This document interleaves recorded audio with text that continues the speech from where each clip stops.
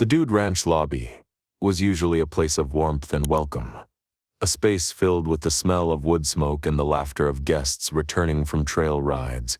But for the last 3 days, it had transformed into a sterile, cold cell of frustration. Lou Fleming sat at the reception desk, surrounded by a fortress of paper.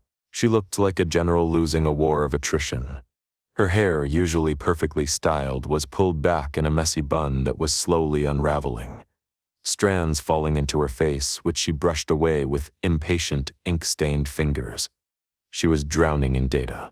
She had spent 72 hours following the money trail of Arrowhead Holdings, and every single thread had led her into a labyrinth of shell companies, blind trusts, and digital dead ends. She had called county clerks in 3 different districts. She had scoured the corporate registries of Delaware and the Cayman Islands. She had even tried to find the rental agreement for the white trucks Jack had seen at the construction site. Nothing. It was as if Nathan Price didn't exist on paper. He was a phantom who moved through the world, leaving no footprints, only consequences.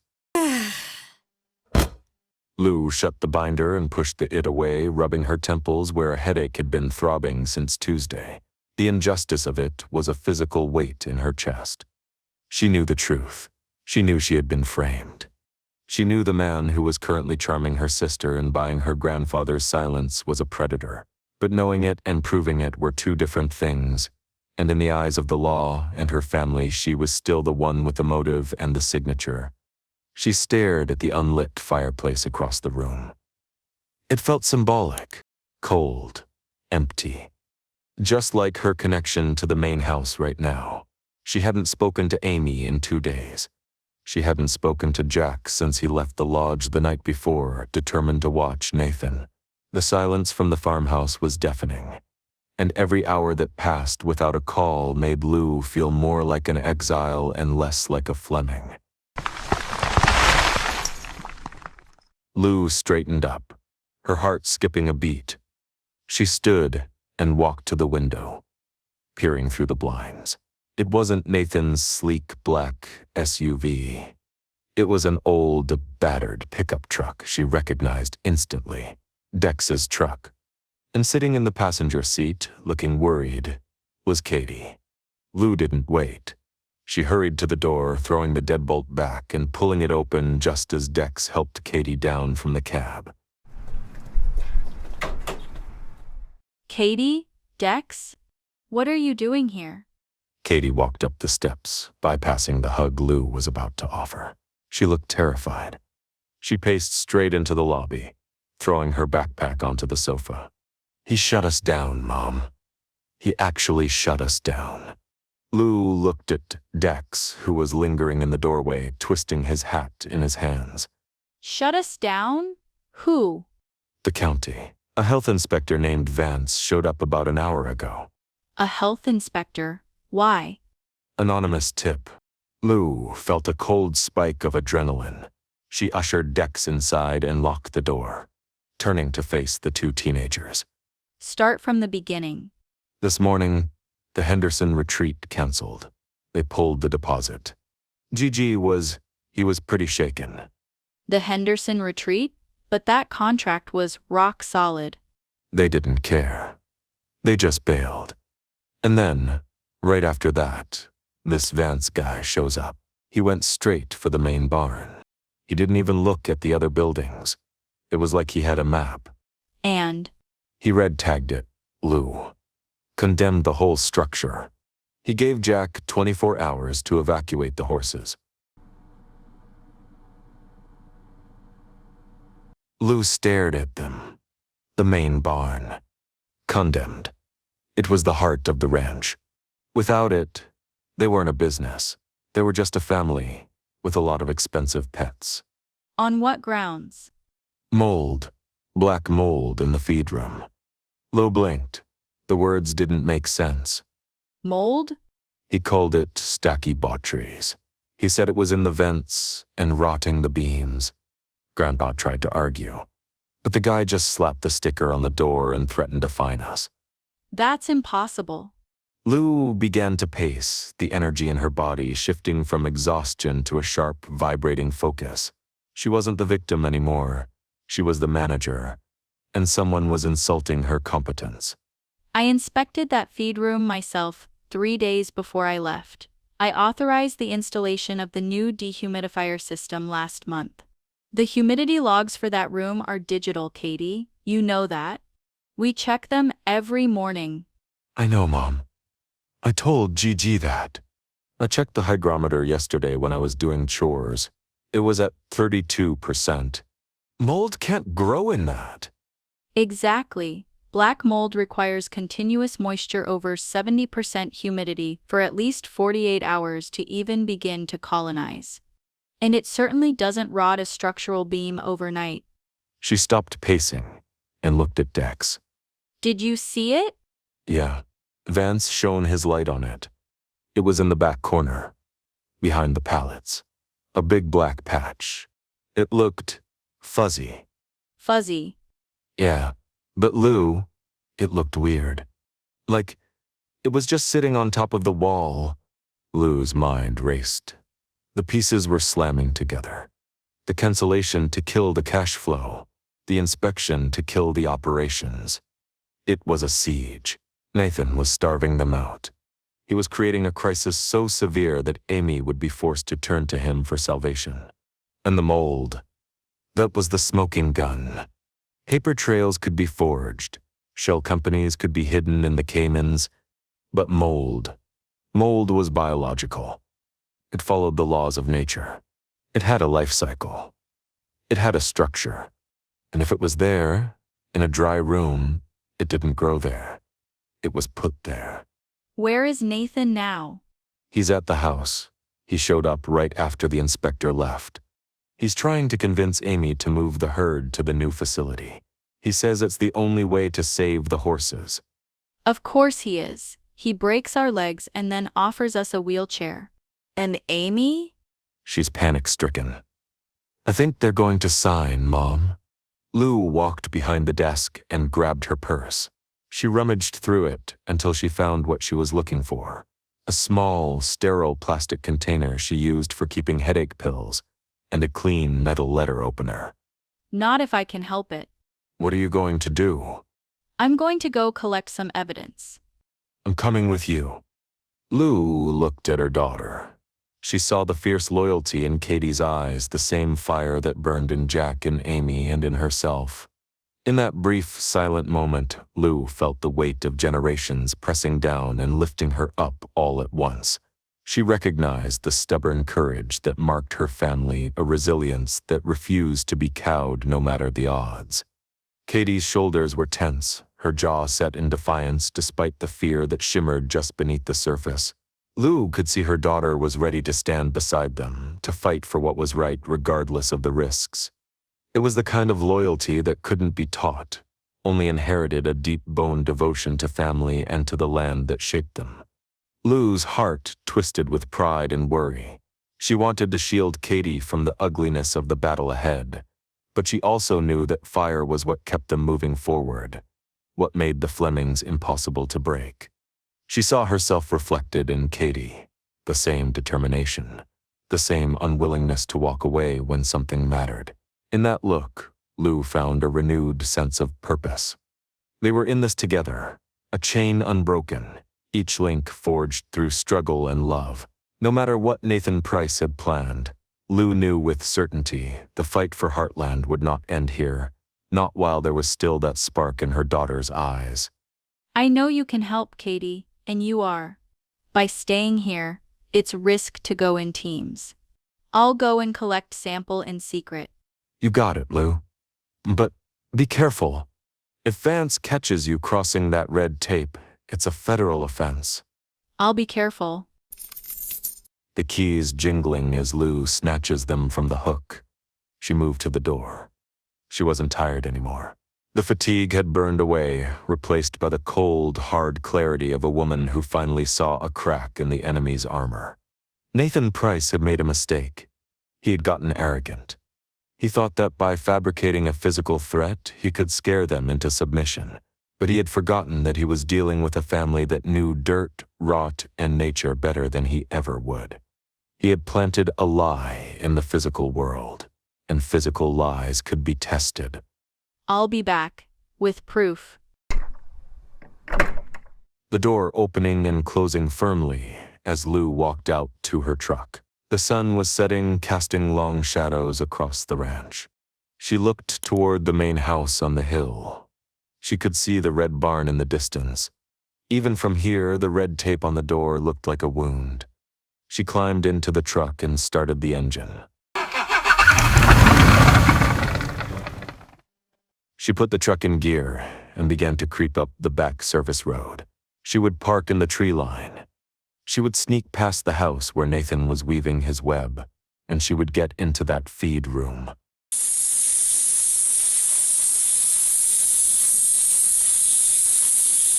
Crickets chirping loudly in the tall grass, overlaid with the distant sound of wind in the trees. The back service road to Heartland was a track mostly used by tractors and hay deliveries, overgrown with tall grass and hidden from the main driveway by a thick line of poplars. Lou Fleming navigated the ruts by memory, the headlights of her truck extinguished, guiding the vehicle by the pale moonlight that filtered through the clouds. She parked a quarter-mile from the house, tucking the truck behind the old equipment shed where the rusted skeleton of a combine harvester would shield it from view. She stepped out into the night, the air biting cold against her cheeks. The ranch felt wrong.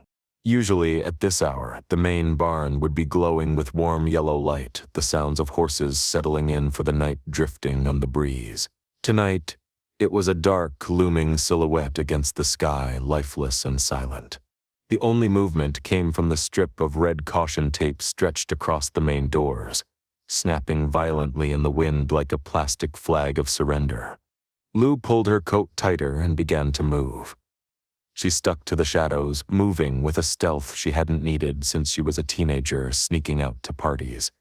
Her boots made soft thuds on the dirt, her breath pluming in the air before her. As she got closer, she could see the lights of the farmhouse. Shadows moved across the kitchen window. Nathan and Amy. The enemy was inside the gates.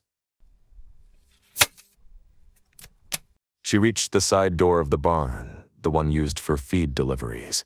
It was taped over too, the bright orange condemned sticker glowing faintly in the dark.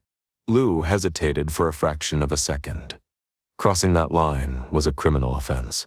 If Vance was watching, or if Nathan had security, she could be arrested. She'd have to be extremely careful and pray to not get caught. Key turning in a stiff lock, followed by the heavy creak of the door opening. She slipped inside and closed the door softly behind her. The silence of the barn was oppressive. It smelled stale. The warmth of the animals was gone, replaced by a damp, hollow chill. Lou clicked on her phone's flashlight, keeping the beam low to the ground. She navigated the familiar aisle past the empty stalls where Spartan and Shadow should have been sleeping. The emptiness made her angry. It was a violation. Nathan hadn't just attacked their finances, he had stolen the soul of the building. She reached the feed room at the far end. She opened the door, the hinges groaning slightly in the quiet. The beam of light swept across the stacks of grain bags, the mixing bins, and finally landed on the back corner. There it was. Lou approached the corner. The black patch was large, spreading up the drywall from the floor in an ominous, jagged bloom. In the harsh LED light of her phone, it looked terrifying. A festering wound on the white wall. But Lou didn't recoil. She leaned in closer. She had managed properties for 2 decades. She had dealt with water damage, dry rot, and yes, mold. Real mold was organic. It grew into the material. It was slimy or powdery, with a depth to it. She squinted. This mold looked flat. It didn't look like it was eating the wall. It looked like it was sitting on top of it. She took the letter opener from her pocket and gently scraped the edge of the black patch. A flake of material curled off and fluttered to the floor. Lou's heart hammered against her ribs. Mold didn't flake. Mold smeared. She scraped again, harder this time. The black substance chipped away, revealing pristine white drywall underneath. It wasn't rot.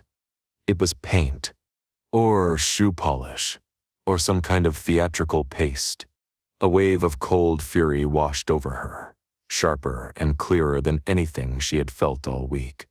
Nathan Price had sent someone in here, maybe the inspector himself, to paint a disaster onto their walls so he could swoop in and save them from it. Lou opened the sterile pill container. With the precision of a surgeon, she scraped a generous sample of the black flakes into the bottle. She made sure to get a piece of the clean drywall underneath for comparison. She snapped the lid shut, shaking it to ensure the sample was secure. It rattled dryly. Wind rattling the window pane, sharp and persistent. The farmhouse kitchen was a tableau of suspended animation. Amy sat at the table, the pen hovering millimeters above the signature line of the acquisition contract. Her hand was shaking, the tip of the pen creating a tiny, jagged ink blot on the paper as she hesitated. Opposite her, Nathan Price stood like a statue, his breath held in his chest, willing the ink to flow. Jack Bartlett stood by the kitchen wall, the receiver pressed tight to his ear. The room was silent, save for the scratching of Amy's pen hovering over the contract. Nathan watched Jack with the predatory stillness of a hawk, waiting for the old man to realize he was beaten. But Jack didn't look beaten. He looked determined. Yes, the rainy day fund. Trust number 4490. Transfer the full balance to the operating account. Immediate authorization. Nathan frowned. He knew the ranch's finances were dire, but he hadn't accounted for a blind trust. He waited for the teller on the other end to cite a delay, a penalty, anything to stall the process. Jack nodded once, a sharp, decisive movement. Confirmed? Thank you. He hung up the phone. The click echoed like a gavel strike. He turned to the table, his shoulders dropping 2 inches as the weight of the world evaporated. Amy, it's done. The money is there. Amy froze. The tip of the pen was touching the paper. She looked up, her eyes wide and wet. Really? Every cent. We can pay the remediation crew today. We can pay the fine. Amy dropped the pen. For an instant, time seemed to stutter, the contract lying forgotten. The weight of the last few days suspended in the air. Suddenly, she was moving, half tripping out of the chair, propelled by a tidal wave of relief that broke something open inside her. She collided with Jack, her arms flinging around him, her sobs erupting without shame or restraint. It was not a gentle hug, but a desperate, crushing grasp, as if she needed to anchor herself to something solid before she floated away on this dizzying, unexpected reprieve. Jack's arms tightened around her with equal urgency, and for a moment the world shrank to just the two of them, granddaughter and grandfather, survivors embracing at the edge of disaster. It was the kind of embrace shared by those who had looked down into the abyss and found, at the very last second, a hand to pull them back. Tears spilled down Amy's face, soaking into Jack's shirt. She didn't care. The fear and exhaustion of the past week, every sleepless night, every moment spent staring at bills and contracts, and the looming possibility of losing everything poured out of her in great, racking sobs.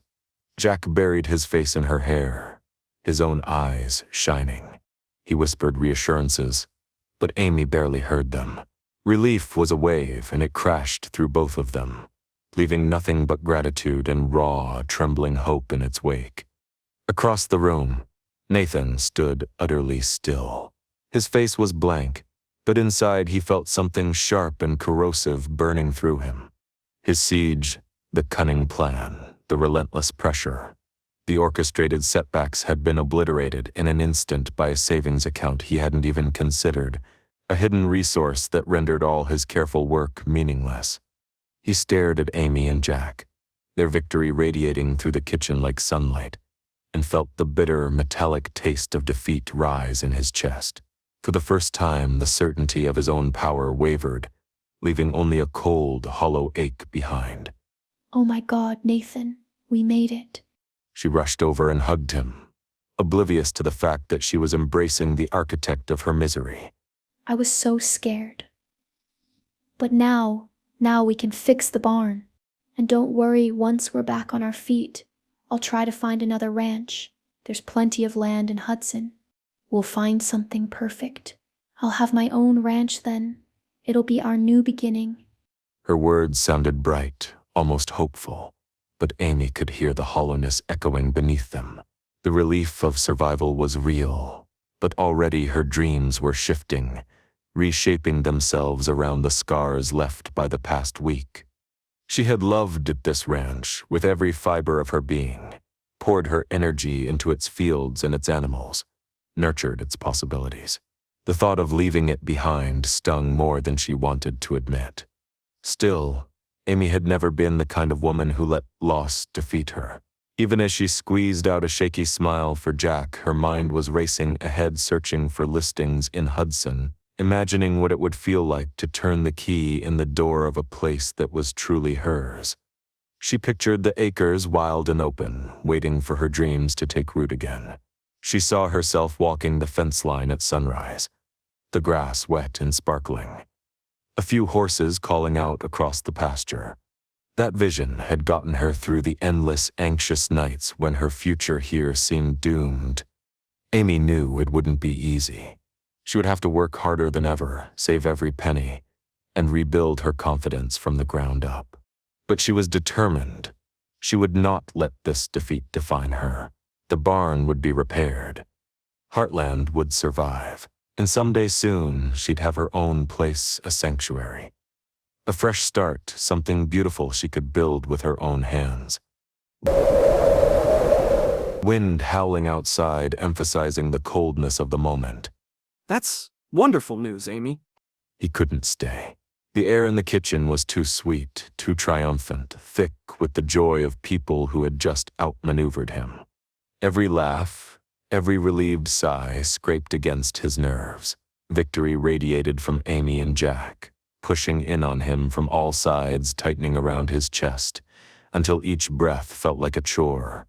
But beneath the suffocating wave of their celebration, a colder dread gnawed at him, a fear of what Gracie would think when she found out. He imagined her judgment, her disappointment. The kitchen felt too bright, too exposed. He needed to get out before their happiness, and his own shame crushed him completely. I should go. I need to cancel the trucks. He turned and walked out the back door, his movements stiff and mechanical. Inside the safety of his car, the mask fell. Nathan gripped the steering wheel, his knuckles turning white, his jaw clenched so hard a muscle feathered in his cheek. He stared at the farmhouse, glowing warm and safe against the night sky, each window lit up with laughter and voices, the kind of scene he once might have found quaint or even enviable. Now all he saw was a fortress that had withstood his siege. He had thrown everything at them. He had lied, cheated, and sabotaged. He'd orchestrated anonymous calls, forged documents, and paid off the right people to show up at the precise wrong times. He'd watched Lou's frantic calls, Jack's desperate face, Amy's shaking hand. He'd forced their backs to the wall, certain that even the legendary stubbornness of the Flemings would eventually snap. At the 11th hour, the old man had found a lifeline he hadn't seen, a trust account, a dusty old fund with just enough to tip the scales. One phone call and Nathan's elaborate plans had unraveled in less than a minute. A bitter laugh caught in his throat. He'd underestimated them. That was his first and last mistake. He thought they would fold under pressure, that their love for the ranch would blind them to the cracks in their foundation. He'd been so sure he could play the hero, swoop in to save them after engineering their fall. He'd practiced his lines, perfected his smile, even convinced himself he could almost care about their ruin. Almost. Nathan started the engine. The low growl of the motor matched the fury rising in his chest, a deep, vibrating anger that threatened to choke him. His reflection in the rear-view mirror was unfamiliar, a flash of red in the whites of his eyes, a tightness around his mouth that had nothing to do with charm. The savior act was dead, strangled by their stubborn hope. The mask patient, generous, reasonable, was gone, left somewhere on the kitchen table alongside the contract Amy had refused to sign. He let the car idle, breathing in the cold air that seeped through the vents, forcing himself to think he couldn't afford another failure. This wasn't just a business deal or a matter of pride. Nathan had investors waiting, partners who did not tolerate delays. They had given him the tools, even the dirty ones, but they expected results, clean or not. His mind raced, calculating. The soft approach had failed. He wouldn't try to win them over anymore. Wouldn't waste another smile on Amy or a handshake for Jack. No more sweet promises. No more false concern. The next phase would be different, brutal, direct, and merciless. If they wanted to keep their home, they would have to survive a war. He shifted into drive, knuckles still white on the wheel as he pulled away from the farmhouse. The golden light faded in his mirrors, swallowed by the night. Nathan's thoughts sharpened, his anger crystallizing into resolve. He would come back in the morning, or the day after, and he would not come alone. Lawyers, inspectors, the full weight of bureaucracy, they would descend on Heartland like a storm. He would find their next weakness. He would break their lines, one by one. As the road stretched out before him, Nathan pressed harder on the gas, the world narrowing to two red taillights slicing through darkness. The war had begun. And this time, he would make sure there were no more miracles.